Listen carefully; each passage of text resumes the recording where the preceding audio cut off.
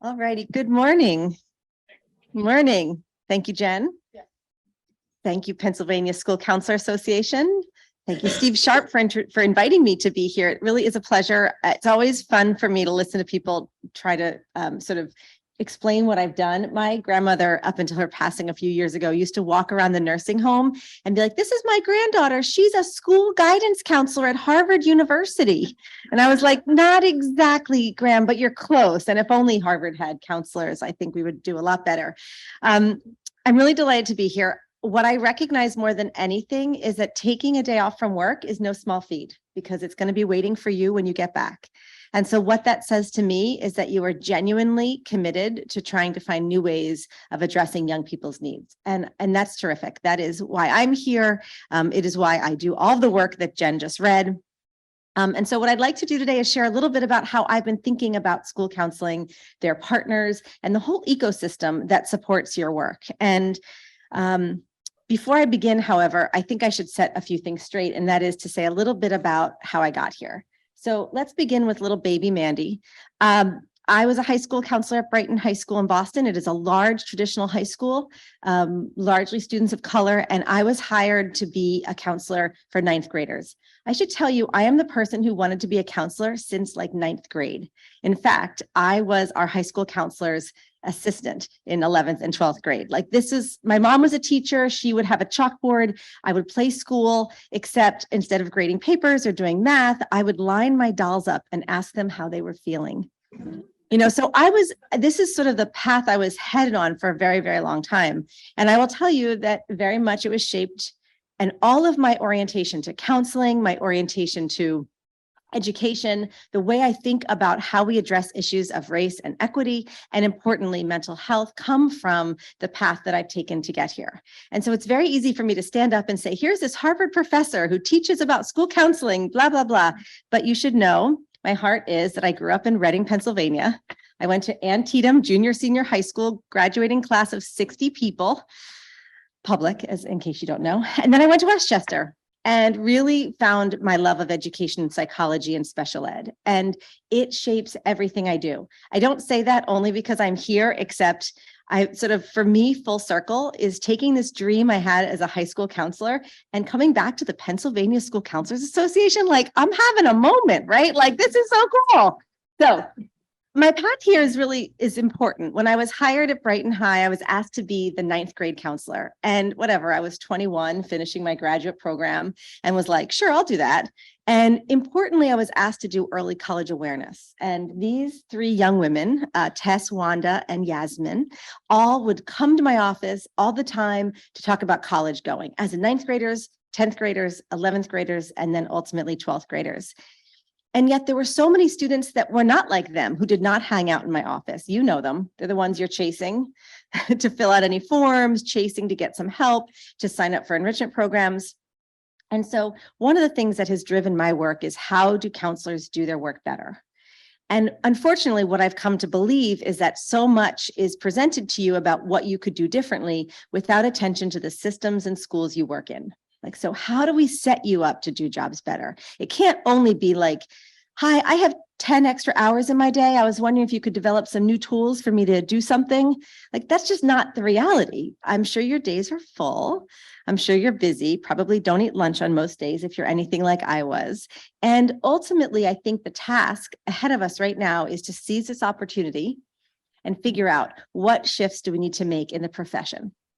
So what I'd like to talk to you about today is how, given the youth mental health crisis that is in front of us, very much glaring at us, what does that mean for school counseling? And not just school counselors, but their partners, the psychologists, teachers, administrators, state leaders, policymakers, and even researchers who are writing and researching the work that you do every day. So that's sort of what I hope to do with all of this informing how I think about it. So let's start with the mental health piece. I could imagine it might seem strange for me to tell you that the kids are not all right. I think you probably know that. And you probably know, if you've been in this field for some time, they are less all right than they've ever been. We know this, the pandemic has certainly exacerbated what has always been true, and that is that young people struggle at various points in their lives. Some struggle louder than others, some struggle quietly, some get help and some don't. What the pandemic did is it made everything worse. So what we know from the research that's coming out, the Surgeon General, Vivek Murthy, has put out a report calling attention to the youth mental health crisis. We know that depression, stress, anxiety, post-trauma stress, all of it is living in our children and our adolescents, and they are coming to schools every day. So let's pull back the curtain just a little bit before I jump into what I want to talk about today. So what happened during the pandemic? I did some research on school counselors during the pandemic and just afterward, and was like, how in the heck did you do your jobs? And I learned they really couldn't do much of your job when schools were closed and you were remote. But what we know from young people is that when schools were remote and students were at home, they had less access to support. They didn't necessarily engage in counseling because some schools didn't allow it, some families didn't allow it, some kids didn't feel safe talking about what was on their mind in homes where family members or parents could hear. We know they didn't have access to maybe the counseling they were getting in schools. All the systems that were in place to support them were fractured, meaning some students were able to still benefit from them, lots of them didn't. They had a lack of routine. Some of the things we know about mental health is that students do well with routine. They do well when they know what to expect. And importantly, what I found from counselors is that counselors struggled to carry out their work, that it was very challenging, that priority was given to academics, priority was given to handing out technology. Counselors told me about delivering technology and secretly passing journals so students could write about their feelings, all these workarounds because the structures in place were very compromised. An important takeaway from this process, which you know, was social distancing. And this is important because it created a lack of peer support or peer access. And for adolescents, that is real bad because they need their peers. As much as they need their peers in classes when we wish they would just focus on class, they also need their peers for important developmental reasons. We know there was greater stress on families, and stress on families leads to stress on kids. There was loss, job loss, family members loss. All of this was students' ecologies. And most importantly, we know that oftentimes the most mental health disabilities, disorders, diagnoses have an onset in early adolescence. So for students who are in early adolescence who are primed for this, it hit at a bad time.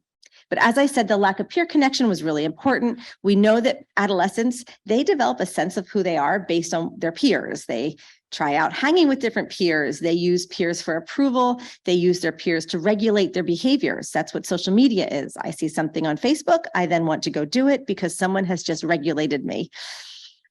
Peers are an important source of identity formation. And a lot of what adolescents learn about in terms of who they are, what they want to do, who they want to be, comes from looking at their peers as a mirror, which is, how do I make sense of who I am in relation to who you are? So what was happening is that students didn't have access to these important peer supports. And then what happened? All kids were isolated. Mental health issues were going unnoticed. There was limited face-to-face time. So those kids you would catch in the hall and you'd look at them and be like, yeah, I see you. You are not looking good. That just didn't happen. As much as we hated the lunchroom and lunch duty, I do a lot of work in the lunchroom. I saw lots of things emerge in the lunchroom. I'm not advocating for lunchroom duty. Let me be clear. Before the front page is like, keynote speaker says lunch duty for all. No, I will end with no lunch duty for all. So, but we know that that limited face-to-face time means that those informal screeners that you use were not in place, and that the digital forms of counseling just are not the same. Although the evidence is finding that there is some good outcomes associated with online telehealth.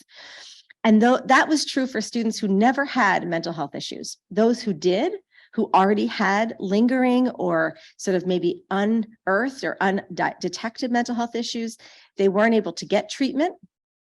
The online environment did not necessarily help because they were using social media, which, by the way, just makes everything worse. The beds and access for in-treatment programs are few and far between. Some of them were closed, and even still, students wait on average a week to 2 weeks for a bed for outpatient treatment centers. And so the resources for support are very limited. So what do we know from the data? I know you know this, but just to put it in a national perspective, Educators are reporting, this comes from the School Pulse survey from the National Center for Ed Statistics, that 70% of educators indicate the number of students are reaching out for mental health support. A 70% increase. That's a lot. 76% increase in staff voicing concerns about students' depression, anxiety, and trauma. This means referrals are up.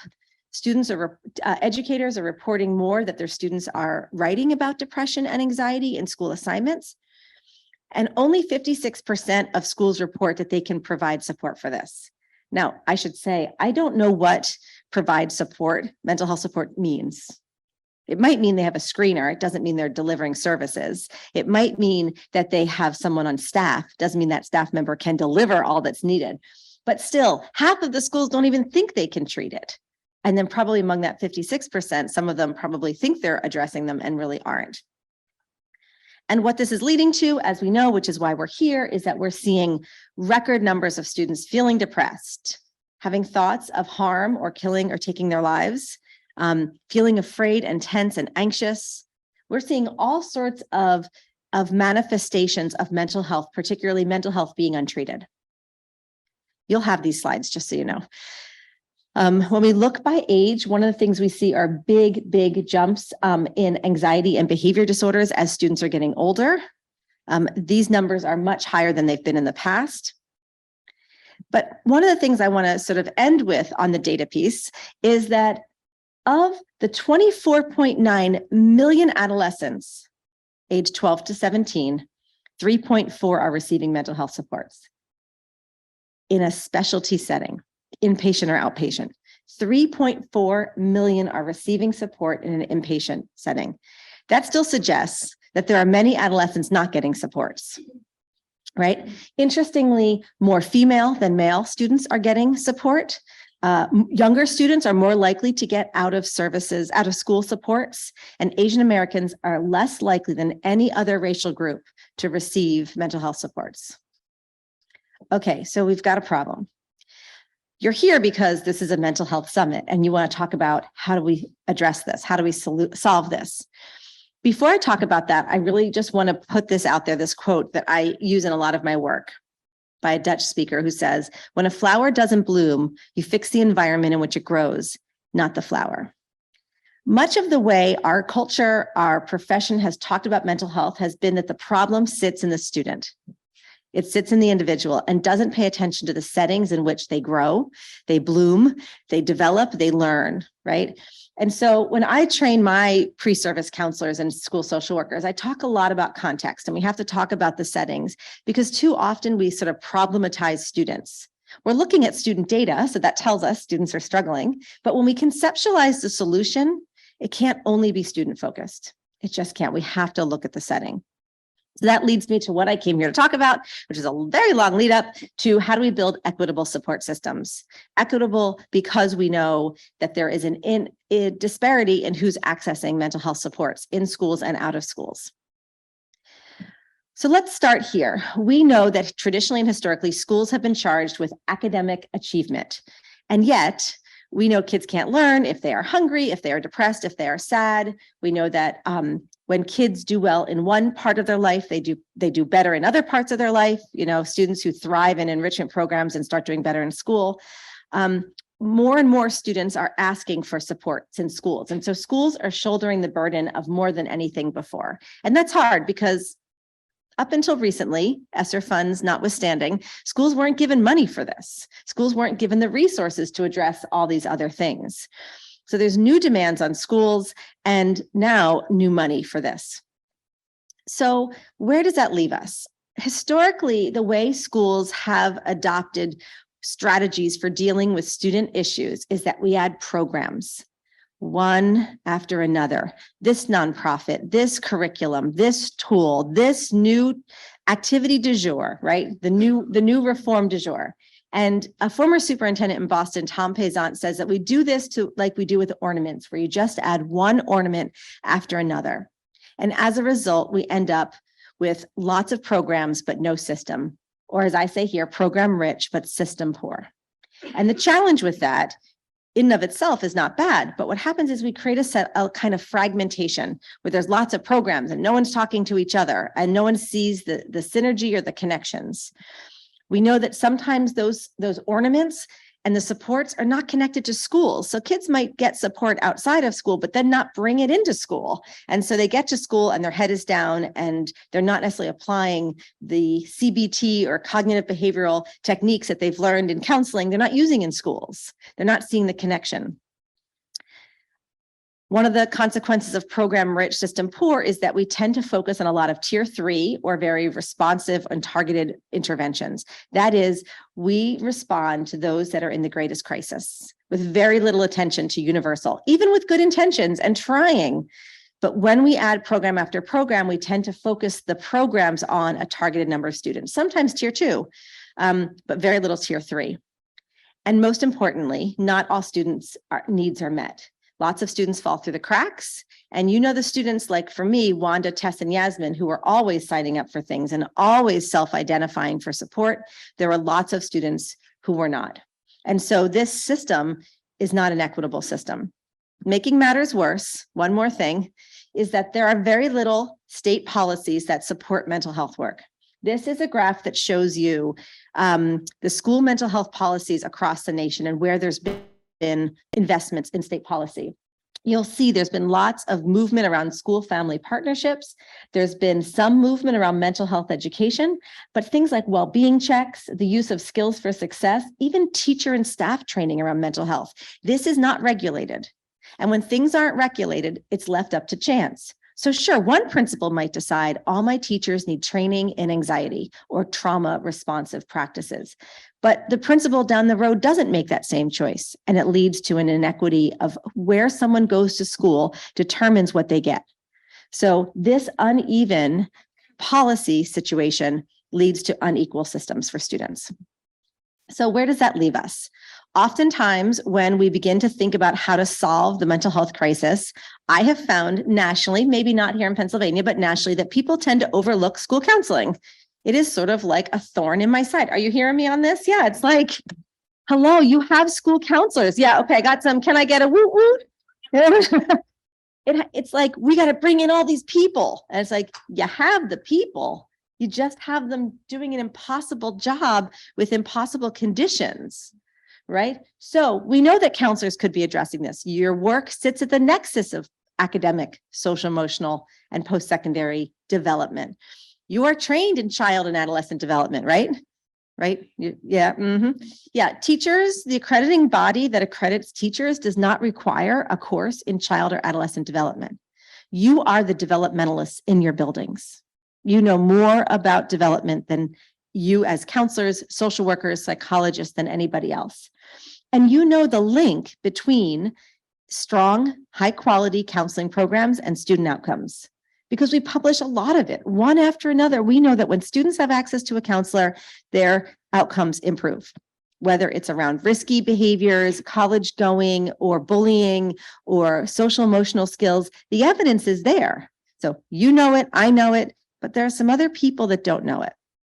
And we have to build this system around you to be more effective. One of the reasons that I think we've gotten here, and you know all this, so talk about a slide I don't need to tell you, but I'm going to tell you anyway, is that we know there are things that get in the way of you doing your jobs well. Your job descriptions may not be well defined. In some of my research, I've come across job descriptions that were clearly written in the 80s. We know that oftentimes there are low expectations of counselors, like, well, this is all they can do, or they don't think you have the skills to do something.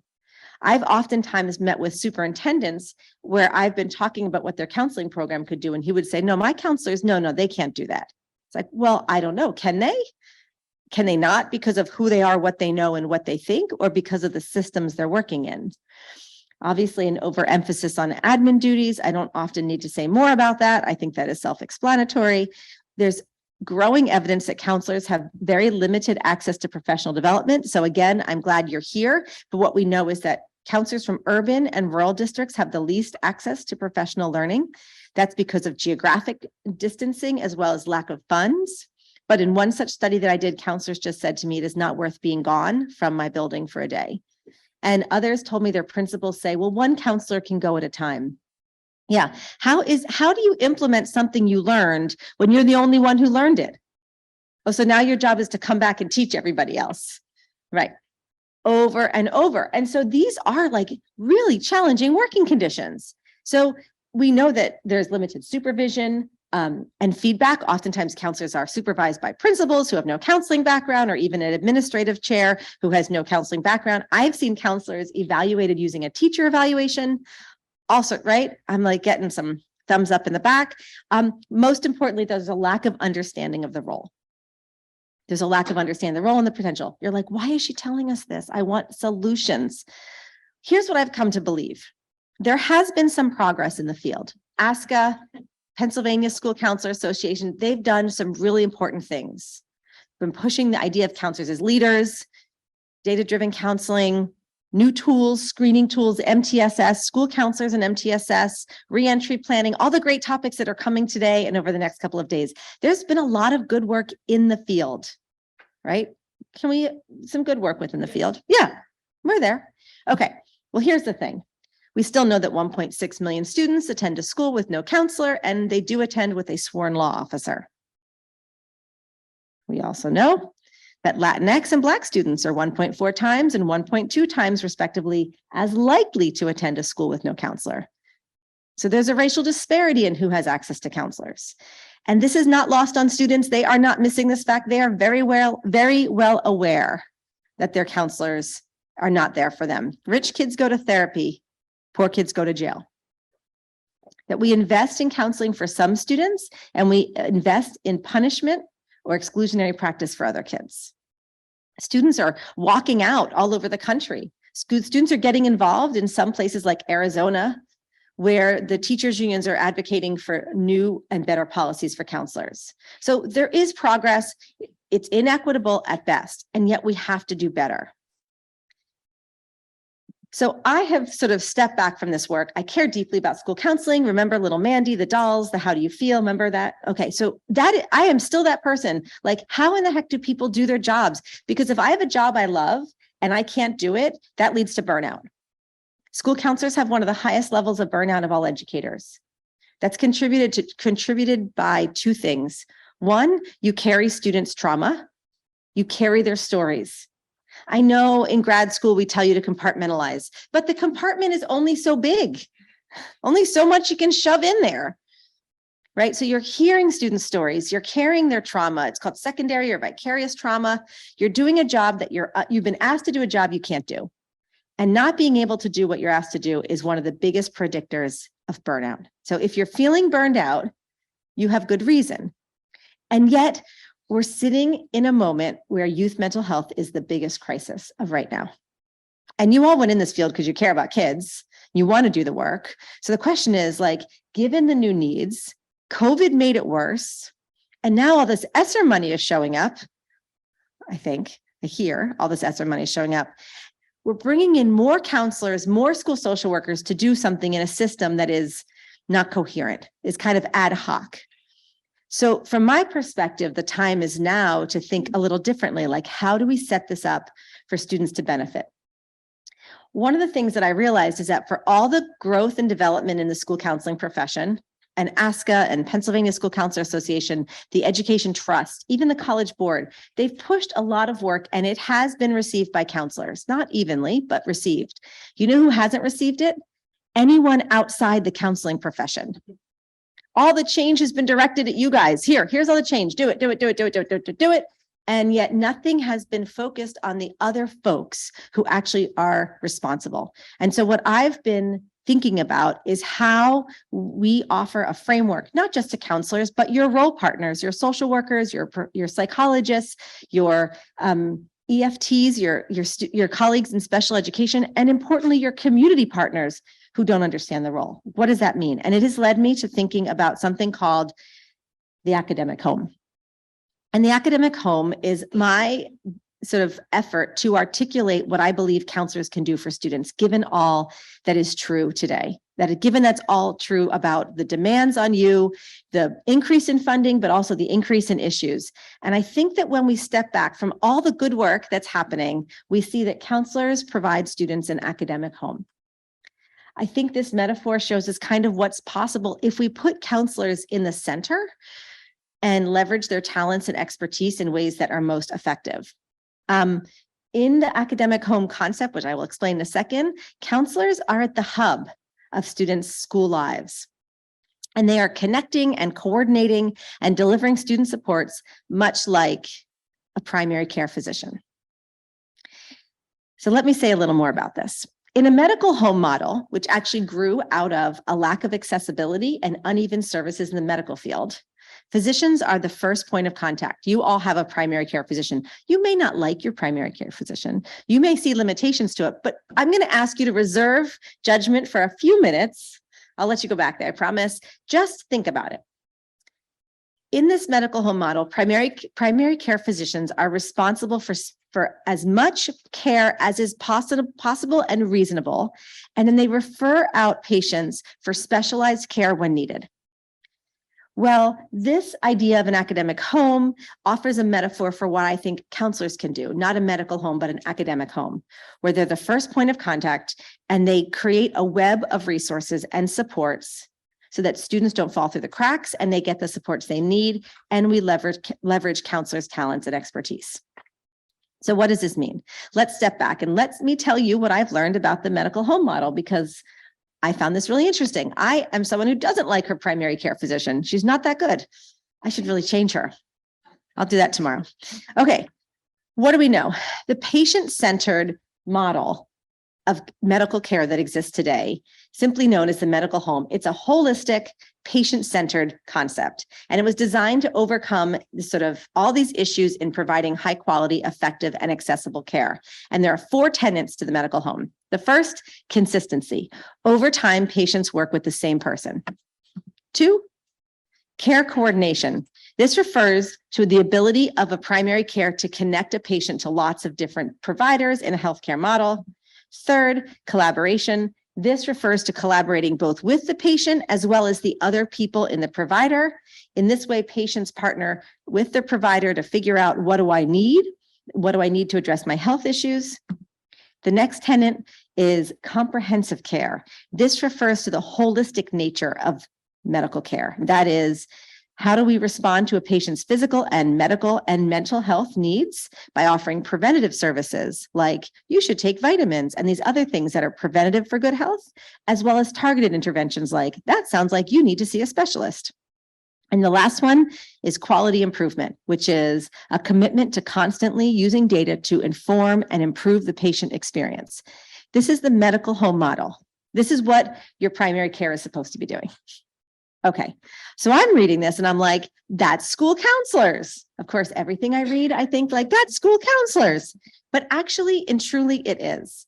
And so what I began to wonder is, what does it mean for counselors to be in the center, providing an academic home for students?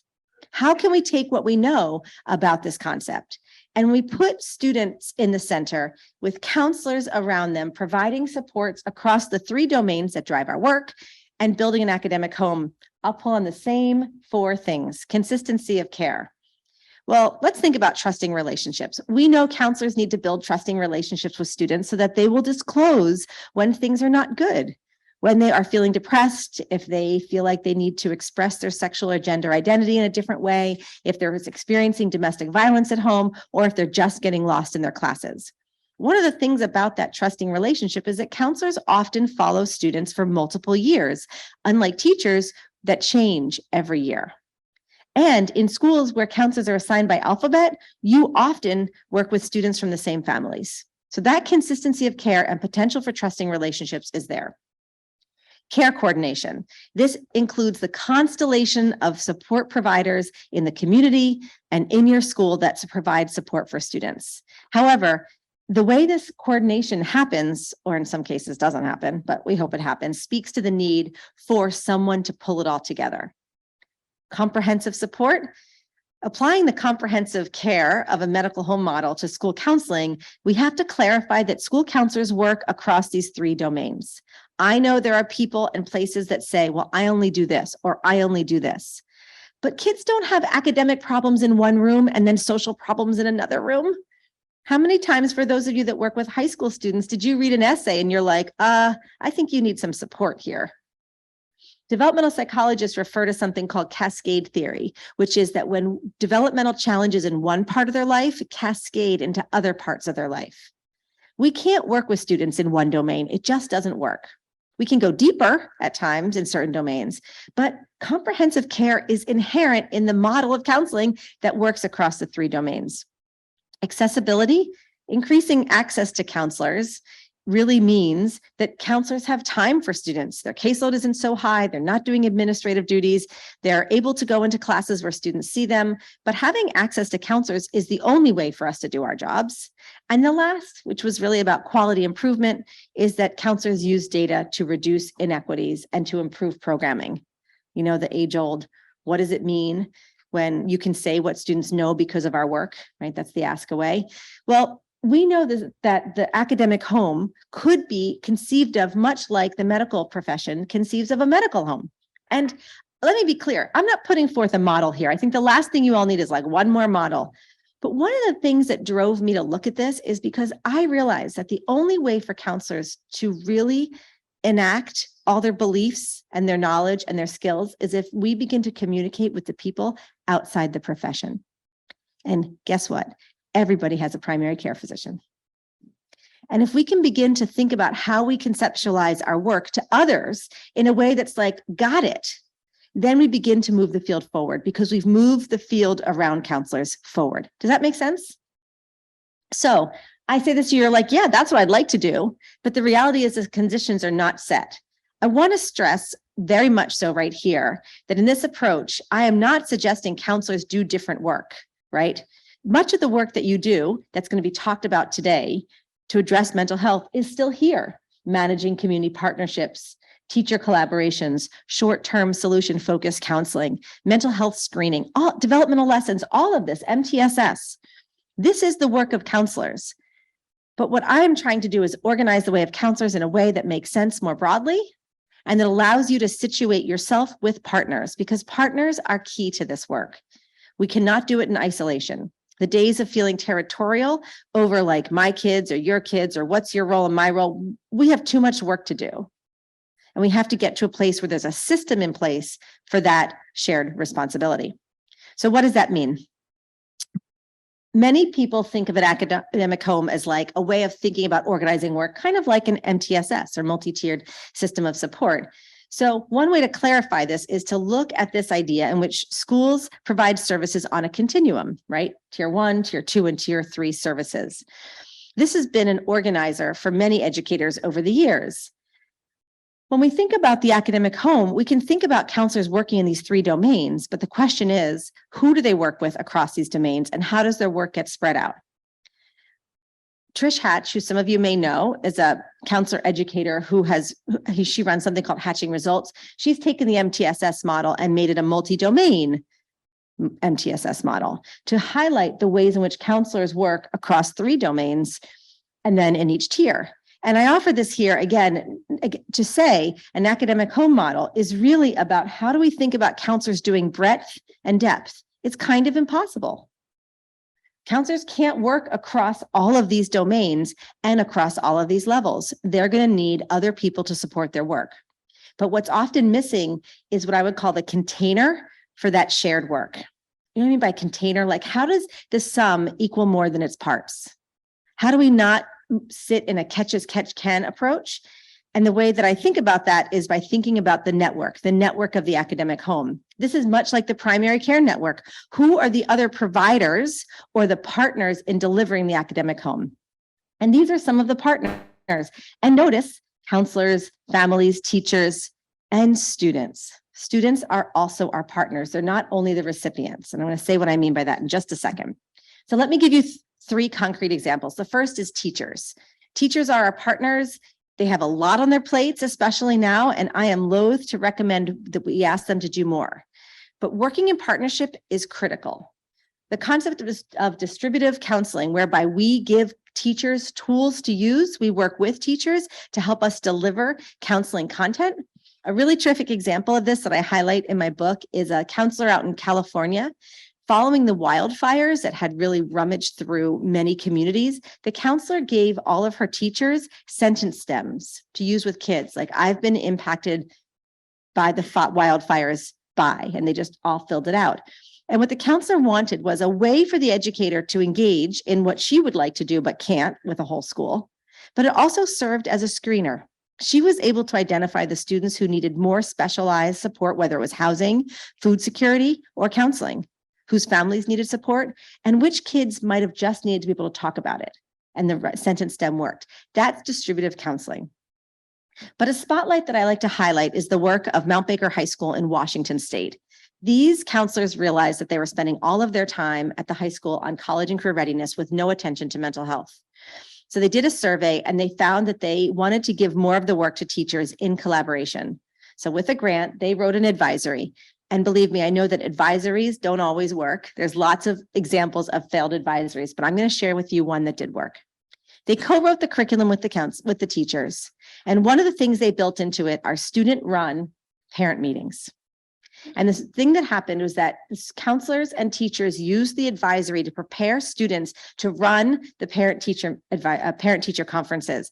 And they saw that that led to 90% attendance after they were having much less attendance at these things. The second is partners. How do we think about building the network with partners? Yes, we all have community partners, but one example at Charlestown High School is that they began to do an orientation every year for their partners.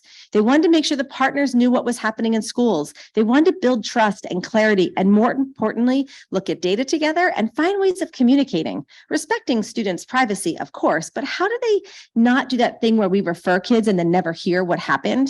Right? You call and they're like, well, HIPAA, I can't share anything with you. And you're like, well, was it useful?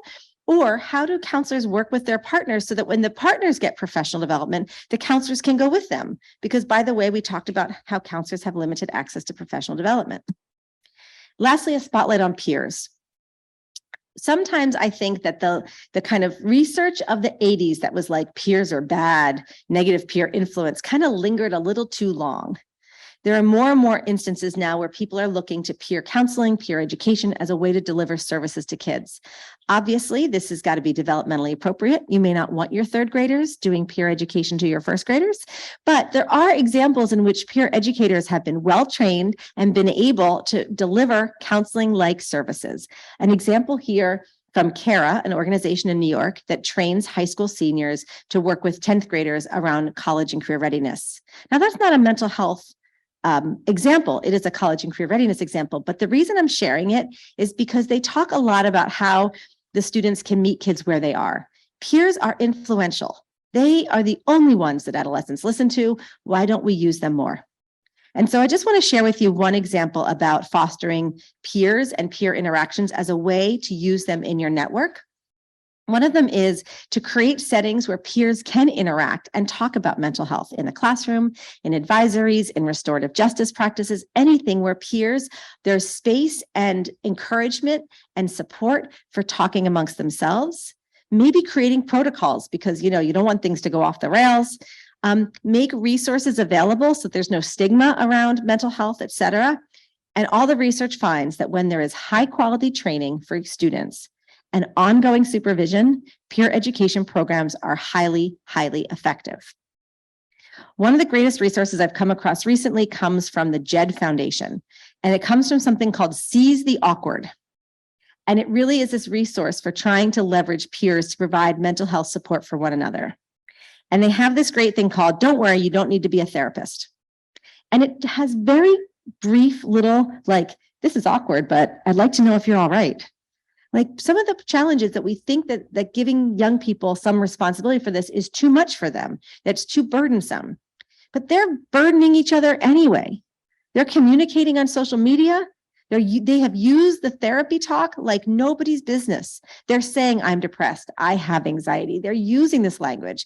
Let's put some formal structures in place so they can do it well, because you can't serve all your students, but you have this valuable partner. So building the network is one of the ways for you to think about an academic home where it doesn't all fall to you. So Jen has given me the 5-minute warning, and I have like quite a lot of slides. So just look away. So a couple things I'll end with. As I said, one of the values of the academic home is not even just to draw the parallel. Yes, I've done that so I can begin to talk about counseling to policymakers, principals, superintendents, funders, and even the general public, who, by the way, still holds on to an outdated notion of school counselors, right? Who still in movies, we see the kind of reference to guidance counselors in a way that doesn't reflect who you are today. We have to begin to create the conditions. So let me just go over very quickly. You'll have these slides. I think 3 areas we need some work. First is we need to articulate the scope, the role, and the expectations of counselors. These are things I give you so you can advocate for them, or if you're a role partner, you can help your counselors advocate for them. The second is we need to endorse and begin to build systems and practices that support academic homes. Again, systems, not programs. And lastly, we have to do more to make learning, professional development and learning more accessible and more useful, quite honestly. So, role and professional expectations. Counselors need vision statements. I know it seems silly or not revolutionary to suggest you need a vision statement, but we need vision statements. The school has a mission or vision statement. The counselors should have a vision statement. We need to begin to set and have high expectations of counselors, and we have to demand that that is what we deserve, higher expectations. We need to up-to-date job descriptions that reflect what we do and more role clarity. This is what I'm hearing from counselors across the country. With the ESSER funding coming into schools, there's more and more counselors and social workers coming in, 100 different titles. I mean, all the different titles, but no one's stopping to be like, how do we work together? Where does your line end and mine begin? How do we stay in our lanes? Or to use a Trish Hatch metaphor, how do we stay in our lanes or at least put our blinker on when we're going into the other lane? So that is a change in our field we need to be ready to address. And the last is to make sure we have leaders. So this is a quote from principal. Read it later. This is a mission statement. This is not hard, but having a mission statement is something you can give to school leaders, to families, to students, so they know what you're there for. Some practices, can you tell I'm going really, really, really fast? So practices that support strong systems. Beyond the setting high expectations and having clear job descriptions and vision statements, we also need the systems in our own work. That includes data-driven systems. That doesn't mean collecting data. That means looking at data with other people who work on the same thing so we can share responsibility, not point fingers and point blame. That's not what I'm advocating for. I am advocating for what's happening? Am I looking at attendance rates by race, by gender? Am I looking at the data from the lessons I'm leading? I think teams are really valuable. Intervention teams, crisis teams, post-secondary teams, any kind of team that you're working together, but there is time and ideally protocols set up to make those teams not just another boring meeting where you accomplish nothing. And there's a terrific book called Meeting Wise, which offers protocols for more effective meetings. Memoranda of understanding with your partners so that everyone's clear about who's doing what, and also making sure that you're auditing the practices that limit access to counselors. If counselors can't meet with students because there's a policy that you can't take students out of class or a rotating schedule that means you can't implement curriculum, we have to start clarifying that that is getting in the way of addressing mental health issues. Because the more principals and administrators see that we have to address these issues, the more they're going to depend on us to say, yeah, me too. Same. But by the way, I can't do it with these policies. And the last is professional learning and support. And here, I think we have to think a lot about the onboarding process. How do we welcome new counselors into our schools, into our systems, mentoring programs? And how do we make sure that when they enter that we're beginning to provide the support so that that burnout that I said is kind of really high in our field doesn't happen? I also think we have to look at evaluation systems, and that might mean major overhauls, or it might mean just asking the principal to partner with somebody else while they do evaluations of counselors. On professional learning, there are a couple ideas I have that I think been pushing a lot of the professional learning providers to consider. The first is counselors can't leave their buildings. I appreciate that those of you who did are here today, but you know what's waiting for you when you get back, sorry. But we have to find job-embedded professional learning where we come to you, coaches come to school districts and work with you to build these systems, where we can be with you as you try to build the network or even create memorandum of understanding. We need PD around self-care and addressing burnout. You know, there was a recent magazine that the Harvard Ed School put out, and it was like, the teachers are tired. Well, so are the counselors. And we already are about to have a major shortage of counselors. So we need to make sure that we retain the ones we do have. We need to make sure that when professional development is being offered by your community partners, that they think to include you. So that maybe if they're paying for something or some type of training around crisis response or trauma sensitive practices, that you're including. And lastly, making sure counselors are well positioned to bring what they know. You are the developmentalists in your building. You have knowledge that you are tapped for professional learning in ways that you are valued and recognized for, not just that add to your plate.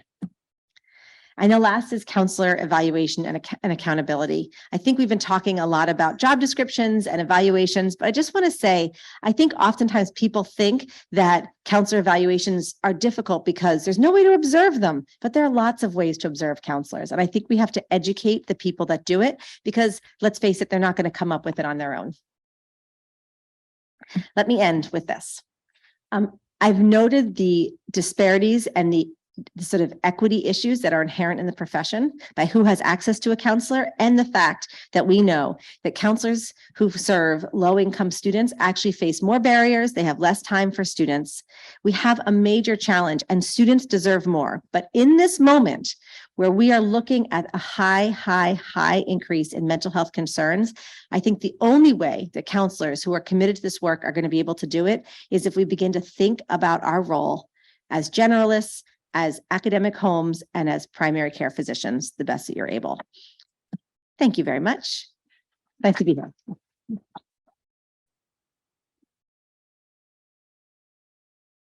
Oh, we're doing Q&A. I'm not going anywhere. Thought I was, but I'm not. So we have some time for questions, and Steve is going to MC the Q&A show. Going to be trying to bounce through both virtual questions and the questions in the room. Right now, we have a question from David, who is asking, are you aware of any instruments that are available to access for school counselor supervision? Yes. Yes, thank you. That's it. Thanks for coming. I'll be here all week. There are counselor evaluations. There was a terrific report put out by AIR, American Institutional Research. I know, random. And they did a study of counselor evaluations and what states were requiring them, what states would recommend one, and what states just had some guidance. They found there are 14 states that have a required counselor evaluation tool, and they have links on their website to what they've collected. So go to AIR, find that study. 14 states among all of our states have a mandatory required evaluation. Check out SAS website as well, the educator effectiveness tool that PSCA actually has a wonderful rubric that he can follow. Check out their evaluation as well. That's a great suggestion. Really relevant practices and all the things mental health and all the things about all the kids. All the things about all the kids. And it could be used not only for traditional Daniel evaluation, but also as a self-assessment. Yes. Terrific. I love that. And it exists for actually all mental health professionals in school settings and for counselors, school sites. There's one for our nurses. So that's awesome. Yes. Good stuff. What is AIR stand for? I think it's American Institutional Research.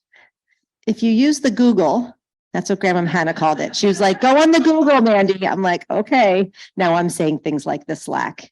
So it all comes around to the Slack. I think it's American Institutional Research. And if not, I can share it with you all. More question. Oh, woman in the back. Yes, ma'am. Yes. Awesome presentation. Thank you so much. Thank you. And I want to pull from the mentoring piece there and maybe speak to that for a moment, because mentoring practices for all of our mental health professionals, you know, we get to sit in teacher trainings a lot. I partner a lot in my district with my school psychologist that is here today as well. Hey. Shout out. And we do a lot of work together with our students, and we're very fortunate in that. We also manage a lot of the professional development for our district for mental health services and school psych and school counselor stuff, as it were.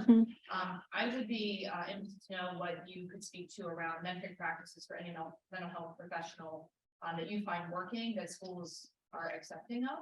Because often, you know, again, we get thrown in because we need to learn, you know, frameworky things and school district, you know, things, and checkboxy things.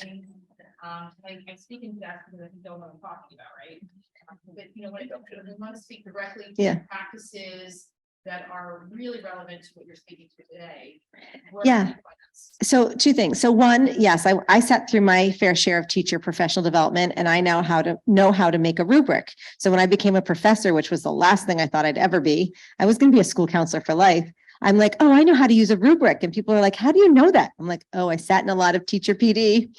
So one of the things that I've found nationally when I've gone out and talked to counselors about mentoring or supervision is the use of professional learning communities, or PLCs, whereby counselors can identify and work with their peers and to get peer supervision. Actual good supervision. So something I've been really struck by, I place school counseling interns in schools all around the greater Boston area.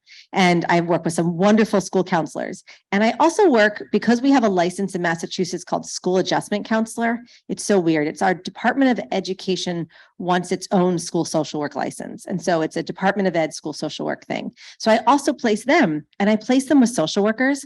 And the thing that I noticed is that the social work supervisors provide amazing supervision. And in part because they received amazing supervision, and school counselors aren't trained how to deliver supervision. So how would you know? What are the three most common types of supervision? It's like appraisal, educational, like one is about like supporting you, you're a good job. The other is about the work you're doing. So we don't train counselors in this. And so I think a PLC that is constructed by a group of counselors on a topic that is relevant to you is probably the most effective. And schools are very open to it because they don't have to do much unless it means just having you miss the thing they're doing. And largely what I hear from counselors is that when they have teacher PD, they're told, you can go work in your office. You're welcome. I'm like, thank you. Just what I was hoping for to strengthen my professional identity, knowledge, and skills is to go do paperwork in my office. Thank you. That was a curtsy. I've got some questions here. So thinking about what you delivered today, my head goes to the 339 that schools have to create. We talked about vision, we talked about roles and expectations, other stakeholder input, we talked about the 3 domains. How do you see that everything that we talked about today contributing to an awareness of the 339 plan and the creation of the 339? That is a great question. And if I knew what a 339 plan was, I probably would have an answer. Sorry, I just don't know what it is. Oh, in our district, it's due, right? So we want to go from compliance to action. And so as I listen today, I have our assistant director of counseling, college and career sitting with me. Yep. And that's like on the top of a priority list, but as I'm listening, I'm thinking, holy cow, all of this contributes to the creation of that. Yeah. And a lot of our counselors don't even know what that is. Right. And to me, it's all the things that you talked about today, kind of coming together in a 5-year plan. Yes. And that's how we do business as a district moving forward. I mean, I think the way that it contributes, and I welcome others who are making these connections and have more experience with 339 plans. I know New York had to submit comprehensive school plans, and they used this kind of literally as a container for the things they were doing. So they could use the teams and the memorandum of understanding and all the tools as the mechanisms to make these things happen. So it's kind of like the connective tissue. So in the comprehensive plans, you're often talking about the work you're doing and the services you're delivering. I'm assuming, yes. But oftentimes we aren't required to include the teams that grease those wheels to deliver the services. And so I see this fitting in as it provides like a holder to give all those things that you're already doing kind of a foundation to stand on. And so what I would draw from this are the use of partners and including them in the plans, but not just them, the services they deliver, the activities you're going to do to make that partnership more effective, which would be the using data memorandum of understanding. Just off of Mandy's point too, like for those of you who have ever gone through the joyful task of completing one of these career readiness plans, like what we understand is in our final section, we normally summarize with intention, with whom our articulation agreements and partnerships are. This could be a great opportunity for you using support and structure of the career readiness plan to actively and immediately engage in partnership with other organizations to better support your students, not just in academic career readiness, but also to give them some of that sense of belonging and support the whole student to find this home. If you're looking for tools in the development The Career Readiness Plan Development Toolkit is actually hosted now, not through the Department of Education, but through PSCA. Do you have a follow-up? No. Okay, I want to piggyback Yeah. and say the whole, like, from compliance to action, amazing. huge. Pull the whole team together, and then you can present that to the school board and make it a big deal and inform and educate and lift the voice of your students. And then that's where, you know, that action can happen and everything that we talked about becomes an awareness factor for everyone. And then you can have more counselors and more school psychs and more Yeah. nurses and more social workers, and all the people. In my direct work and consultation with counselors across the nation, we've heard plenty of school board pushback when it comes to things like social emotional well-being and social emotional learning.